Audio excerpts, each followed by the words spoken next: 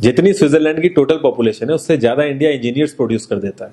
उसके बाद भी रिसर्च एंड इनोवेशन में स्विट्जरलैंड नंबर 1 पे है। इंडिपेंडेंस के बाद से रिपब्लिक ऑफ इंडिया ने 0 नोबेल लॉरिएट्स प्रोड्यूस किए इन साइंस। यूएसए ने 100 प्लस कर दिए। ASER की रिपोर्ट के हिसाब से 83% एजुकेटेड इंडियंस एम्प्लॉयबल ही नहीं है। और ये जो सुंदर पिचाई, सत्या नदेला की हम बात करते हैं, इन्होंने भी आगे चल के अपनी एजुकेशन बाहर से ही करी है। और ये सारी चीजें जो मैं बोल रहा हूँ ना, इसका रूट कॉज फाइंड आउट करने के लिए हमें थोड़ा सा पीछे जाना पड़ेगा। जब ब्रिटिशर्स हम पे रूल कर रहे थे तो ईस्ट इंडिया कंपनी के सामने 2 मेजर चैलेंजेस थे।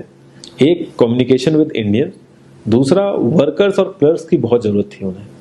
फिर थॉमस बेविंगटन मैकॉय ने हमें इंग्लिश एजुकेशन एक्ट ऑफ 1835 दिया, जिससे उनके दोनों पर्पस पूरे हुए। पहला, उनको बंदे चाहिए थे जो चुपचाप डेस्क पे बैठे, अपना काम करें, क्वेश्चंस ना करें और ज्यादा क्रिएटिव ना हो। Second, communication in English.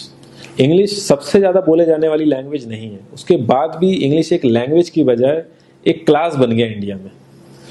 Russia, China, France, ये सब जगह इतना ऑब्सेशन नहीं है इंग्लिश को लेके जितना इंडिया में है। पुअर कम्युनिकेशन बोला जाता है अगर आपकी इंग्लिश अच्छी नहीं है, जबकि इंग्लिश ना आने का मतलब है कि आपको कोई और लैंग्वेज आती है। 5 साल पुराना iOS भी आज की डेट में आउटडेटेड माना जाता है। लेकिन इतनी इंपॉर्टेंट चीज, हमारा एजुकेशन सिस्टम, आज भी बस थोड़े से चेंजेस के साथ ऐसे ही चल रहा है। हमारे एजुकेशन सिस्टम में रटने का कंपटीशन होता है, जो ज्यादा रट लेता है उसके ज्यादा मार्क्स आते हैं। अब 95% जिसके संस्कृत में आए हैं वो भी संस्कृत नहीं बोल पा रहा है। और बेसिक हिस्ट्री होने की बजाय इतनी मोटी मोटी किताबें हैं हिस्ट्री की जिसका कोई मतलब नहीं है। अगर आज की डेट में आपको कुछ भी पता करना, आप गूगल से पता कर लोगे, उसके लिए आपको याद करने की जरूरत नहीं है इतना कुछ। और ये गवर्नमेंट स्कूल में हर क्लास में इंग्लिश का सब्जेक्ट है। 12-12 साल लगाने के बाद भी लोग इंग्लिश नहीं बोल पा रहे हैं, और बिना किसी बुक को पढ़े 5 साल का बच्चा सीख लेता है, क्योंकि उसको वैसा एनवायरमेंट मिल जाता है। A+B का whole square is equal to A² + B² + 2AB।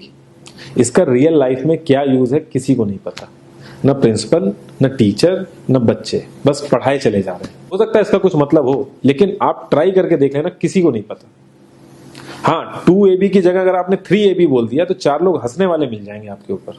Kindergarten में जो बच्चों को सिखाने के लिए टेक्निक यूज होती है वो लाख गुना अच्छी है कॉलेज की वो रटने वाली टेक्निक से। और जिन बच्चों के बहुत ज्यादा नंबर आते हैं ना, जो वो छुपा छुपा के एग्जाम में लिखते हैं, आप देखोगे जब वो रियल लाइफ में जाते हैं ना तो ज्यादातर क्रम्बल करते हैं वो। हर किसी को सेम सिलेबस और सेम चीज सिखाई जाती है बिना उसकी कैपेबिलिटी देखे, और क्रिएटिविटी का तो दूर दूर तक मतलब नहीं होता। अब एक लाइन से आप शेर, मछली, सांप, हाथी सबको लाइन से खड़ा कर दो और उनसे कहो पेड़ पे चढ़ो, उनको तो जिंदगी भर यही लगेगा ना कि वो तो किसी काबिल ही नहीं है। और द्रोणाचार्य ने भी पांडवों को उनकी स्किल सेट के हिसाब से उनको चीजें सिखाई, सबको एक ही चीज नहीं सिखा दी। और हमारे एजुकेशन सिस्टम में ज्यादा ऑप्शंस भी नहीं है। सबसे ऊपर साइंस, फिर कॉमर्स, और सबसे नीचे जाके कहीं नंबर आता है आर्ट्स का। आर्ट्स लेने वाले को तो लोग इतना हल्के में लेते हैं जैसे वो किसी काम का ही नहीं है। हर माँ बाप को तो इंजीनियर या डॉक्टर ही बनाना है। कॉलेज वाले अगर एक्स्ट्रा कोर्स रख भी देते हैं तो माँ बाप एंट्री नहीं कराएंगे, तो वो सारा पैसा बर्बाद होगा कॉलेज का। तो ऑप्शंस कहाँ से आएंगे? और बचपन से ही आपकी ट्रेनिंग स्टार्ट हो जाती है। माँ बाप, भाई बहन, रिलेटिव सब यही समझाते हैं अगर आपके मार्क्स नहीं आए और जॉब नहीं लगी तो आपकी जिंदगी बेकार। और लाइफ की क्रिएटिविटी को आप रखते हो साइड में, और ये अच्छे मार्क्स और अच्छी जॉब पाना आपका सपना बन जाता है। अब ये सपना पूरा हो जाता है तो बहुत बढ़िया है, दूसरे को जेलस फील कराओगे, नीचा फील कराओगे। और इस छोटी सी उम्र में अगर सपना टूट जाता है तो सेल्फ डाउट में आ जाओगे। इतना बाहर वाले आपको नीचा नहीं समझेंगे जितना आप खुद की नजरों में गिर जाओगे। आप किसी भी 4-5 सक्सेसफुल आदमियों के बारे में सोच के देखिए जिन्हें आप बहुत सक्सेसफुल मानते हो, या जिनकी तरह लाइफ आप जीना चाहते हो। मैं ये कह सकता हूं कि वो इस एजुकेशन सिस्टम की वजह से तो सक्सेसफुल नहीं होंगे, चाहे वो जो भी हो। धीरू भाई अंबानी, विराट कोहली, आमिर खान, नरेंद्र मोदी, ये सब हमारे इस करंट एजुकेशन सिस्टम के ट्रैप में नहीं फंसे। इन्होंने खुद सीखा, खुद एजुकेट हुए और खुद आगे बढ़े। किसी कंपनी के सीईओ को अगर ये कहा जाए कि आप अपनी कंपनी के सारे डिपार्टमेंट में इंटरव्यू दीजिए, तो कोई गारंटी नहीं है कि वो सारे डिपार्टमेंट के इंटरव्यू निकाल लेगा।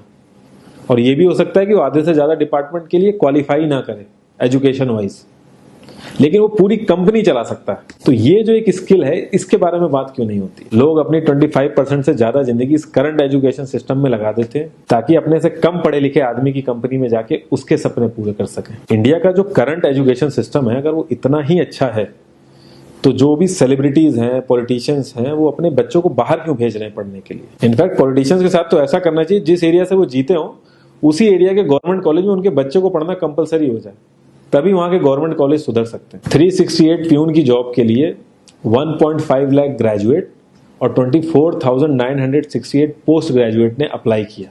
मैं IAS PCS की तो बात नहीं करता हूँ, वो तो एक पैशन की बात होती है, लेकिन कुछ लोग 5-5, 6-6 साल से तैयारी कर रहे हैं कि कोई भी गवर्नमेंट जॉब मिल जाए उन्हें। उनसे पूछोगे क्यों ऐसे इतने टाइम से लगे हुए हो, तो वो एक ही चीज बोलेंगे कि जॉब सिक्योर है। मतलब आप काम नहीं भी करोगे तो आपको निकाला नहीं जाएगा। ये सारी कामचोरी वाली बातें माइंड में इसीलिए आती हैं क्योंकि हमारा जो करंट एजुकेशन सिस्टम है वो इतना कॉन्फिडेंस ही नहीं देता है कि हम अपनी स्किल के दम पे कहीं जाके काम करें और हमें निकलने का डर ना हो। मैं आने वाले 10 साल की तो बात ही नहीं कर रहा हूँ, अगर मैं आने वाले 5 साल की भी बात करूं तो टेक्नोलॉजीज में इतना ज्यादा चेंजेस आ जाएगा कि जो आज हम पढ़ रहे हैं, जिस स्किल पे हम फोकस कर रहे हैं, पता नहीं वो रेलेवेंट भी होगी कि नहीं उस समय। Cloud computing, SEO, digital marketing, ये सब जॉब्स पहले एग्जिस्ट ही नहीं करती थी। हम लोगों को एजाइल होना पड़ेगा, नई नई चीजों को सीखने के लिए ओपन रहना पड़ेगा, क्रिएटिव माइंड लगाना पड़ेगा।